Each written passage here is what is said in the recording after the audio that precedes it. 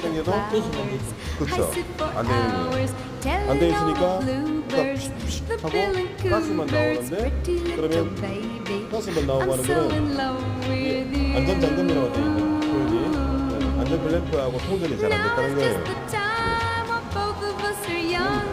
그러면 지금 쪽에 이게 그스름이 묻어가지고 그래서 통전이 잘 안 된다는 거예요.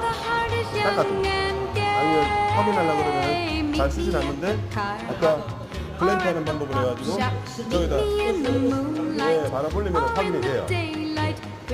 그러면 그때는 이제 이게 이쪽에 오염이 많이 돼서 닦아줘요.